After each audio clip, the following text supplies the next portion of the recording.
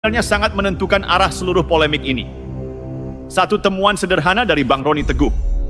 Kelihatannya teknis, kelihatannya sepele, tapi justru disitulah masalah besar mulai terbuka. Dan menariknya, temuan ini tidak muncul dari ruang propaganda, bukan juga dari ruang opini politik. Temuan ini muncul dari wilayah yang selama ini selalu diklaim sebagai wilayah kekuasaan Richmond sendiri. Dunia analisis digital. Ironis, bukan? Orang yang selama ini tampil paling percaya diri di bidang digital forensik, justru mulai dipatahkan oleh orang yang berbicara dengan pendekatan teknis yang lebih tenang, lebih sistematis, dan yang paling penting, lebih masuk akal. Disinilah cerita mulai menarik, karena selama ini publik disuguhi sebuah panggung yang agak aneh. Richmond Sianipar tampil seperti gladiator intelektual. Gaya bicaranya keras, nada suaranya tinggi, serangannya brutal. Kalau Anda pernah menonton debatnya, Anda tahu betul. Dia tidak sekadar berargumen, dia menyerang. Orang lain dianggap bodoh, orang lain dianggap tidak paham teknologi, orang lain dianggap tidak mengerti digital forensik. Kalimat-kalimat seperti itu keluar begitu saja. Dan anehnya, banyak orang yang terpesona. Kenapa? Karena di negeri ini ada satu penyakit lama.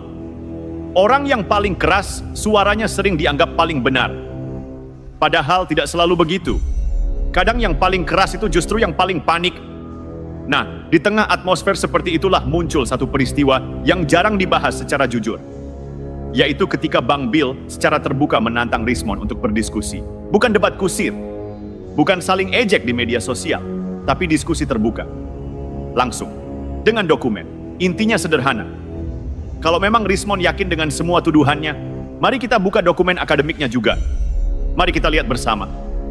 Karena Richmond sendiri berkali-kali menyatakan bahwa dia adalah alumni Universitas Yamaguchi di Jepang untuk jenjang S2 dan S3. Itu klaim besar. Dan klaim besar tentu harus bisa diuji. Masalahnya di sini, tantangan itu tidak pernah dijawab secara serius. Tidak ada debat terbuka. Tidak ada pembuktian dokumen. Tidak ada klarifikasi yang memadai. Bahkan ketika somasi resmi dilayangkan oleh Bang Bill, responsnya tetap sama. Diam. Kosong. Sunyi. Padahal sebelumnya suaranya bisa seperti petir. Ini menarik, karena biasanya orang yang benar tidak takut membuka data, tapi orang yang terlalu banyak membangun citra, kadang justru sangat takut ketika diminta membuka dokumen. Di titik ini banyak orang mulai bertanya, kenapa?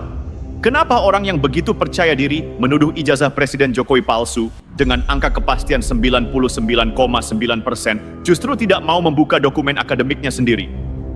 Bukankah logika ilmiah menuntut transparansi? Atau jangan-jangan selama ini yang kita lihat bukan keberanian ilmiah, melainkan pertunjukan keberanian semu? Nah, di tengah situasi yang mulai retak itulah muncul sosok lain. Namanya Roni Teguh.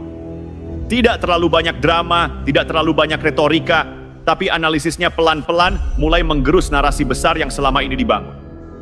Dan salah satu poin paling menarik dari penjelasan Roni Teguh adalah soal laminating ijazah. Sekilas kedengarannya remeh, tapi justru ini kunci. Selama ini, tim yang menuduh ijazah Jokowi palsu sering menampilkan hasil scan dokumen dan kemudian menganalisisnya menggunakan berbagai metode digital.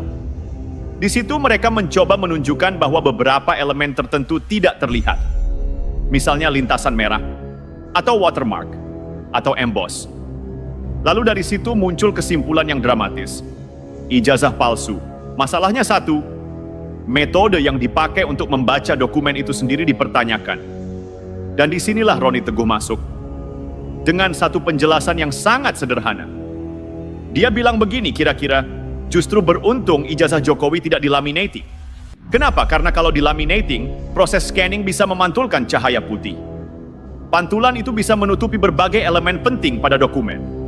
Watermark bisa hilang, emboss bisa tidak terlihat, lintasan tinta bisa tertutup glare. Artinya, kalau ijazah itu dilaminating, justru hasil scan bisa mendukung klaim bahwa beberapa elemen tidak terlihat.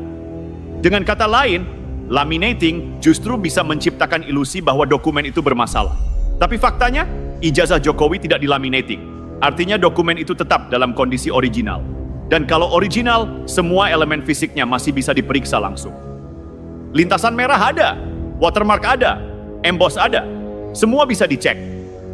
Dan disinilah satu masalah besar mulai muncul bagi kubu yang selama ini membangun narasi besar soal kepalsuan ijazah. Karena kalau dokumen original itu dibawa ke pengadilan, dan semua elemen itu terbukti ada, maka seluruh analisis digital yang selama ini dipamerkan bisa runtuh seperti rumah kartu. Bayangkan saja, selama bertahun-tahun orang diyakinkan bahwa ada anomali, ada kejanggalan, ada manipulasi. Lalu tiba-tiba muncul penjelasan teknis sederhana yang berkata, bukan dokumennya yang bermasalah, metodenya yang keliru. Dan ketika metode keliru digunakan untuk menyimpulkan sesuatu dengan kepastian 99,9%, itu bukan lagi sekadar kesalahan analisis. Itu bisa berubah menjadi misleading publik. Di titik ini cerita mulai bergerak ke arah yang lebih menarik lagi. Karena selama ini ada satu tokoh yang sangat aktif membela Rismon. Namanya tentu kita semua tahu. Riflai Harun, seorang pakar hukum tata negara. Tokoh publik, komentator politik. Dan dalam banyak kesempatan, Riflai Harun selalu menyebut 3 nama ini dengan penuh hormat. Roy, Rismon, Tifa. Menurut Riflai, mereka memiliki expert privilege. Mereka menjalankan moral duty. Mereka sedang menegakkan kebenaran. Kalimat-kalimat itu sering diulang. Masalahnya sekarang begini, kalau ternyata metode analisis yang digunakan bermasalah, kalau ternyata ada indikasi manipulasi teknik, kalau ternyata kesimpulan 99,9% itu dibangun di atas fondasi algoritma yang tidak bisa diverifikasi, maka seluruh pembelaan itu mulai goyah. Dan disinilah publik mulai melihat sesuatu yang menarik. Nada Riflai Harun perlahan berubah. Tidak sekeras dulu, tidak seagresif dulu, tidak lagi sesolid dulu. Seolah-olah ada satu kesadaran yang mulai muncul, bahwa membela terlalu jauh kadang bisa menjadi bumerang, karena ketika fakta teknis mulai terbuka, pembelaan emosional tidak lagi cukup. Dan di titik inilah narasi besar yang selama ini terlihat kokoh mulai retak dari dalam. Bukan karena serangan politik, bukan karena tekanan kekuasaan, tapi karena satu hal yang sangat sederhana, data mulai bicara, dan ketika data bicara, retorika mulai kehilangan tenaga. Singa yang selama ini mengaum di panggung publik perlahan mulai kehabisan suara. Dan kita semua tahu, ketika singa mulai kelelahan, para pemburu baru biasanya mulai keluar dari hutan. Disinilah cerita sebenarnya baru dimulai. Dan percayalah, apa yang dibuka oleh Roni Teguh ini kemungkinan baru pintu pertama. Karena setelah pintu ini terbuka, akan muncul pertanyaan yang jauh lebih serius. Pertanyaan yang tidak hanya menyangkut metode analisis, tapi juga menyangkut niat. Apakah ini sekadar kesalahan ilmiah, atau ada sesuatu yang sengaja direkayasa? Dan kalau benar ada rekayasa, maka kita tidak lagi berbicara tentang debat akademik. Kita sudah masuk wilayah yang jauh lebih berat, wilayah hukum. Dan di titik itulah nama-nama yang selama ini tampil percaya diri, di layar publik mungkin mulai merasakan satu hal yang jarang mereka rasakan sebelumnya. Tekanan balik, dan tekanan itu perlahan-lahan juga mulai terasa pada sosok yang selama ini paling vokal membela mereka. Riflai Harun, apakah dia akan tetap berdiri di garis yang sama atau mulai mengambil jarak? Itu yang mulai dibaca banyak orang sekarang. Dan tanda-tandanya sudah mulai terlihat. Kalau kita jujur mengikuti perkembangan polemik ini dari awal, sebenarnya ada satu hal yang sejak lama terasa janggal. Tapi janggalnya itu tidak langsung terlihat karena tertutup oleh satu hal.